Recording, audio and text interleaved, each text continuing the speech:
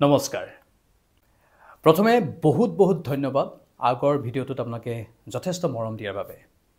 এনেধৰণে মৰমবোৰ দি যাব বুলি আশা ৰাখিলোঁ আৰু ভগৱানৰ আশীৰ্বাদত আমিও আমাৰ কথাবোৰ আপোনালোকৰ বাবে উপস্থাপন কৰি যাম বুলি কথা দিলোঁ। আজি অলপ কম প্ৰতিকাৰৰ বিষয়ে। কুণ্ডলীত বহুত দুখ থাকে, বহুত খেলিমেলিৰ কথা বহুতে কয়, বহু প্ৰতিকাৰো কৰে, কিন্তু প্ৰতিকাৰবোৰ কামত নাহে। প্ৰতিকাৰবোৰ কামত নহাৰ বহুকেইটা কাৰণ আছে। আমি প্ৰতিকাৰ হিচাপে বিভিন্ন উপায় অৱলম্বন কৰোঁ বা বহু এষ্ট্ৰলজাৰে বহু প্ৰতিকাৰ দিয়াৰ পাছত উপায় অৱলম্বন কৰাৰ পাছতো বহুতে অভিযোগ কৰে যে ইমান টকা আমি খেদাই দিলোঁ, লাভ একো নহ'ল। কিন্তু আচলতে কিয় লাভ নহয়?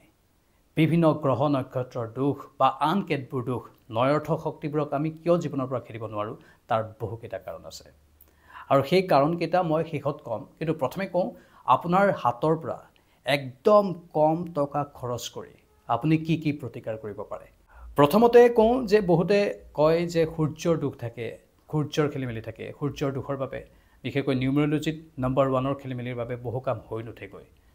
পিতা পুত্ৰৰ মাজত সম্বন্ধ বেয়া হৈ যায় বা আন কেতবোৰ অফিচ কাছাৰীত বিভিন্ন ক্ষেত্ৰত বছৰৰ সৈতে সম্বন্ধ বেয়া হৈ যায়। সেই সূৰ্যৰ দুখ নোহোৱা কৰাৰ বাবে প্ৰথমটো উপায় একেবাৰে প্ৰামাণিক আৰু কম খৰচৰ উপায় হৈছে যিমান পাৰি সিমান পুৱা সূৰ্য প্ৰণাম কৰা। অৰ্থাৎ আপোনালোকে যেতিয়া সূৰ্য উদয় হয়, এইকেইদিনটো গৰমৰ দিনত সূৰ্য প্ৰায় 4 বজাৰ লগে লগে উদয় হয়, সেই সময়তে সূৰ্য প্ৰণাম যদি কৰিব পাৰে, সেই সূৰ্য প্ৰণামৰ সময়ত যদি আপোনালোকে সকলো নয়ৰ্থক দিশ আপোনাক সূৰ্যদেৱে নোহোৱা কৰি দিয়াটো বিচাৰে, তেনেহ'লে তেওঁক প্ৰাৰ্থনা কৰক আৰু জীৱনত যাতে সদায় পজিটিভিটি আহে তাৰ বাবে প্ৰাৰ্থনা কৰিব পাৰে সূৰ্য প্ৰণামৰ জৰিয়তে। মানে একেবাৰে কম খৰচত আৰু সবাতোকৈ বেছি ইফেক্টিভ ৰিমেডি হৈছে সূৰ্য প্ৰণাম যদি কাৰোবাৰ সূৰ্য দুখ থাকে। কিন্তু পুনৰ কওঁ যে সূৰ্য দুখ, চন্দ্ৰ দুখ বা আন কিবা খেলিমেলি যদি আছে, সেইখিনি কিন্তু আপোনাৰ কুণ্ডলী চাই, আপোনাৰ ভেদিক নিউমেৰলজিৰ গ্ৰিড চাইহে ক'ব পৰা যাব। কিন্তু যদি কোনোবাই ভাবে বা কাৰোবাৰ ক্ষেত্ৰত কোনোবাই যদি পৰামৰ্শ দিয়ে যে আপোনাৰ সূৰ্য দোষ আছে, তেনেহ'লে আপোনালোকে সূৰ্য প্ৰণামক সবাতোকৈ বেষ্ট ৰিমেডি হিচাপে গ্ৰহণ কৰিব পাৰে। দ্বিতীয়তে, আপোনাৰ মনটো যদি খেলিমেলি লাগি থাকে, আপোনাৰ মনটো যদি নিজৰ জেগাত নাথাকে, মুড চুইং যদি ঘনাই হৈ থাকে, আপুনি যদি বেছি ইম'চনেল হৈ থাকে, আপোনাৰ মনটোক যেনিবা নিয়ন্ত্ৰণ কৰিব পৰা নাই, হঠাৎ সিদ্ধান্তবোৰ সলনি হৈ থাকে, আপোনাৰ নিজৰ ইম'চনৰ ওপৰত কণ্ট্ৰল যদি নাথাকে, অথবা আপুনি কিবা এটা সিদ্ধান্ত লোৱাৰ আগত লোকৰ ওপৰত ভৰসা কৰিবলগীয়া হয়, তেনেহ'লে হ'ব পাৰে আপোনাৰ ক্ষেত্ৰত চন্দ্ৰমাৰ খেলিমেলি, অৰ্থাৎ বৈদিক নিউমেৰলজিৰ নম্বৰ 2ৰ খেলিমেলি হয়তো হ'ব পাৰে। আৰু যদি তেনেকুৱা হয়, তেনেহ'লে একেবাৰে সহজ ৰিমেডি, সহজ প্ৰতিকাৰ হৈছে, যদি আপোনাৰ মনৰ খেলিমেলি হৈ থাকে, চন্দ্ৰমাৰ যদি আপোনাৰ কুণ্ডলীত খেলিমেলি থাকে, তেনেহ'লে যিমান পাৰি সিমান দুখীয়া মানুহক পানী খুৱাওক। এইকেইদিন গৰম পৰিছে, এই গৰমৰ দিনকেইটা অতি উত্তম সময় দুখীয়া মানুহক পানী খোৱাৰ বাবে। আৰু দুখীয়া মানুহক পানী খুৱাই আপোনাৰ সকলো নয়ৰ্থক দিশ নোহোৱা হৈ যোৱাৰ আপুনি প্ৰাৰ্থনা কৰক। চাব লাহে লাহে আপোনাৰ সেই দুখবোৰ কাটিব ধৰিছে, নোহোৱা হ'ব ধৰিছে। গৰমৰ দিনকেইটাত আপোনালোকে নম্বৰ 2ৰ ৰিমেডিৰ বাবে, অৰ্থাৎ চন্দ্ৰমাৰ ৰিমেডিৰ বাবে দুখীয়া মানুহক পানী খুৱাব পাৰে, বহুত লাভ পাব। তৃতীয়তে, কাৰোবাৰ যদি মংগলৰ দোষ আছে, মই বহুত মোৰ যিসকল ক্লাইণ্ট আছে তেওঁলোককো কওঁ, যাৰ মংগলৰ দোষ আছে, মংগলৰ দোষে সাধাৰণতে কি কৰে, মংগলৰ দোষে এক্সিডেণ্ট কৰাৰ বা তেনেধৰণৰ আশংকাজনক বাৰ্তা কঢ়িয়াই অনাৰ আশংকা থাকে। এনজাইটি যদি কাৰোবাৰ বাঢ়িছে, তেতিয়া মংগলৰ দোষৰ বাবেও এনজাইটি বাঢ়িব পাৰে, আন কাৰকৰ বাবেও এনজাইটি বাঢ়িব পাৰে, কিন্তু কাৰোবাৰ কুণ্ডলীত যদি মংগলৰ দোষ আছে, তেতিয়াও এনজাইটি বঢ়াৰ আশংকা থাকে। যিহেতু তেজৰ লগত জড়িত বিষয়, শক্তিৰ লগত জড়িত বিষয়, অথবা দুৰ্ঘটনা বা তেনে বস্তুৰ লগত জড়িত বিষয়, সেয়েহে কাৰোবাৰ কুণ্ডলীত যদি মংগলৰ দোষ আছে, তেনেহ'লে একেবাৰে সহজ আৰু কম টকাৰ প্ৰতিকাৰ হৈছে, মানে কম খৰচ হোৱাৰ প্ৰতিকাৰ হৈছে আপুনি চিকিৎসালয়ত যাওক, এখন ভাল চিকিৎসালয় যাৰ ভাল এটা ৰেংকিং আছে, তেনেধৰণৰ চিকিৎসালয়ত গৈ আপুনি ব্লাড ডনেট কৰক, ৰক্তদান দিয়ক।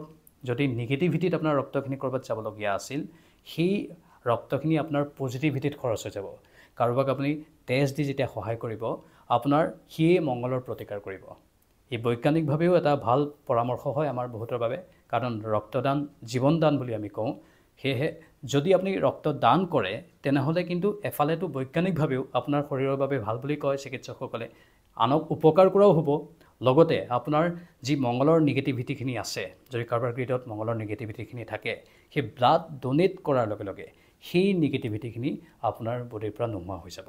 আৰু ব্লাড ডোনেট কৰোঁতে আপুনি এইটোৱে ভাবক যে মোৰ জীৱনলৈ ভাল দিন যাতে ঘূৰি আহে, সুদিন যাতে ঘূৰি আহে, মোৰ এনজাইটি বা যিবোৰ অশান্তি আছে সেইবোৰ যাতে নোহোৱা হৈ যায়।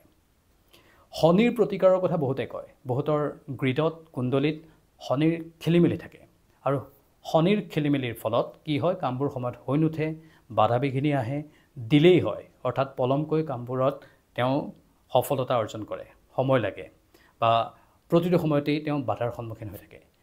শনিৰ খেলিমেলি দূৰ কৰাৰ এটা অতি উত্তম আৰু কম খৰচী পদ্ধতি হৈছে খোৱা বস্তুত হিং দিয়ে। আপোনালোকে জানে, সেই হিং যদি খোৱা বস্তুত মাজে মাজে দিয়ে বা সেই হিং দিয়া পানী যদি আপোনালোকে মাজে মাজে সেৱন কৰে, তেনেহ'লে আপোনাৰ শনিৰ দোষ কটা যায় বুলি আমি বিশ্বাস কৰোঁ।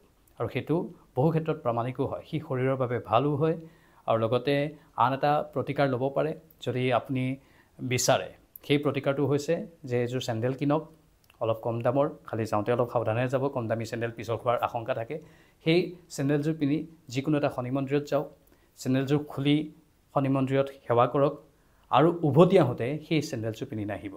লাগিলে বেলেগ এযোৰ চেণ্ডেল বা জোতা লৈ যাওক, দূৰত ৰাখি থৈ দিয়ক, সেই চেণ্ডেল বা জোতাযোৰ পিন্ধি আহিব, কিন্তু যিযোৰ পিন্ধি গৈছিল সেইযোৰ শনি মন্দিৰত সেৱা কৰিবলৈ যাওঁতে পদূলি মুখতেই যি খুলিলে, তাৰপিছত আৰু উভতি আহোঁতে সেইযোৰ পিন্ধি নাহিব। আৰু সেৱা কৰোঁতে আপুনি ভাবিব সেই শনিদেৱ, সেই ভগৱান, যি ভগৱানক আপুনি বিশ্বাস কৰে, যে মোৰ সকলো নিগেটিভিটি বা শনিৰ যিখিনি দোষ আছে সেইখিনি খণ্ডন কৰি দিয়ক। চাব লাহে লাহে আপোনাৰ জীৱনৰ পৰা সেইবোৰ নোহোৱা হৈ যাব। সেইটো আপুনি ৰেগুলাৰ প্ৰেক্টিছ কৰিব পাৰে, ছমাহৰ মূৰত এবাৰ বা ছমাহৰ মূৰত দুবাৰ, বছৰত 2-3বাৰ, তেতিয়াহ'লে আপোনাৰ ক্ষেত্ৰত কাম কৰিব। বুধৰ ৰিমেডি, বহুতে কয় যে আপোনাৰ বুধৰ খেলিমেলি আছে, আপোনাৰ বুধটো শক্তিশালী নহয়। যদি তেনেকুৱা ধৰণৰ হৈছে, নম্বৰ 5, যাক আমি নিউমেৰলজিত কওঁ, সেই বুধৰ যদি খেলিমেলি হৈছে, তেনেহ'লে আপোনালোকে এটা প্ৰতিকাৰ কৰিব পাৰে। সেই প্ৰতিকাৰটো হৈছে যিকোনো শিক্ষানুষ্ঠানত যিকোনো দান দিব পাৰে। একেবাৰে সহজ প্ৰতিকাৰ, কম খৰচী।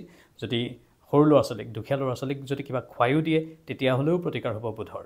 দুখীয়া ল'ৰা ছোৱালীক যিকোনো শিক্ষাৰ বাবে, তেওঁলোকৰ পঢ়াৰ বাবে যদি কিবা কিতাপ বহি উপহাৰ দিব বিচাৰে, সেই উপহাৰ দিলেও আপোনাৰ বুধৰ যিখিনি নিগেটিভিটি আছে, নম্বৰ 5ৰ নিগেটিভিটি, সেইখিনি দূৰ হৈ যাব। আৰু বস্তুখিনি দান দিওঁতে ভগৱানক মাত্ৰ এটাই ভাবিব বা গণেশ ভগৱানক মাত্ৰ এটা কথাই ভাবিব যে আপোনাৰ যাতে জীৱনৰ পৰা যিখিনি বুধৰ খেলিমেলি আছে, যিখিনি নৰৰ্থক দিশ আছে, সেই নৰৰ্থক দিশবোৰ যাতে আঁতৰাই লৈ যায়। বহুতৰ গুৰু বেয়া বুলি কয়, বৃহস্পতিৰ দশা, বৃহস্পতিৰ খেলিমেলি, বৃহস্পতিয়ে জীৱনত খেলিমেলি লগাই আছে বুলি কয়, বৃহস্পতি ভাল নহয় বুলি কয়, যাৰ ফলত টকা নহা বুলি কয় গুৰু।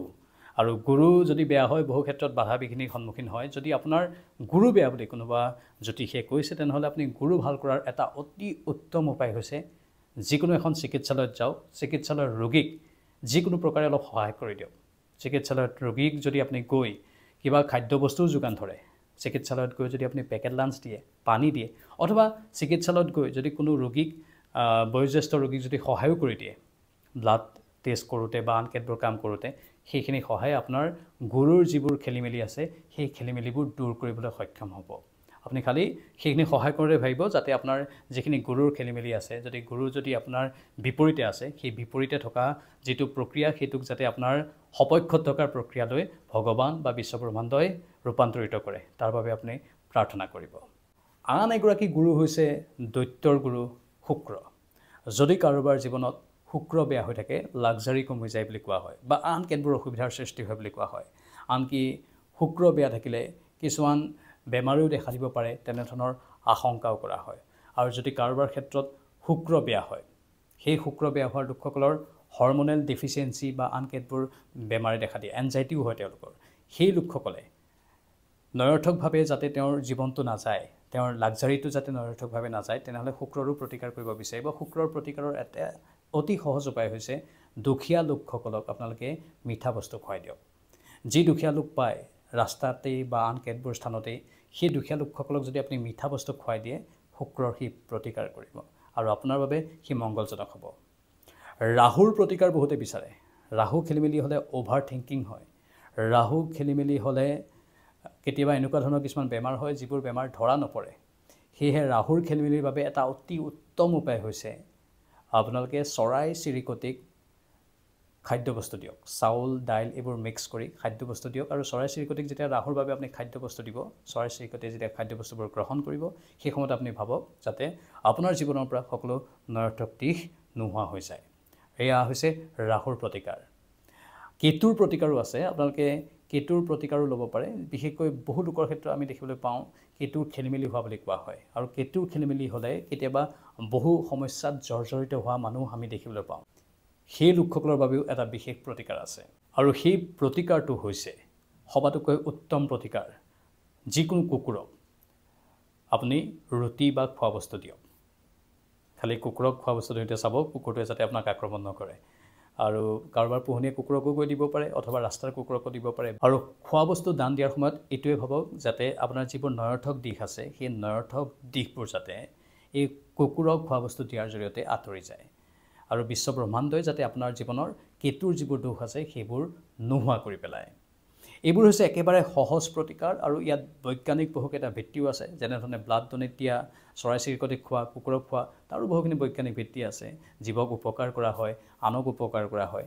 সেই বৈজ্ঞানিক ভিত্তিবোৰৰ লগতে কিন্তু আমাৰ গ্ৰহ নক্ষত্ৰ বা বিশ্ব ব্ৰহ্মাণ্ডৰ ভাইব্ৰেশ্যনটো ইয়াৰ সৈতে জড়িত হৈ আছে, আৰু সেইবোৰে কাম দিয়ে। সেইবোৰে বহু ক্ষেত্ৰত আপোনাৰ জীৱনটোক সলনি কৰি দিব পাৰে।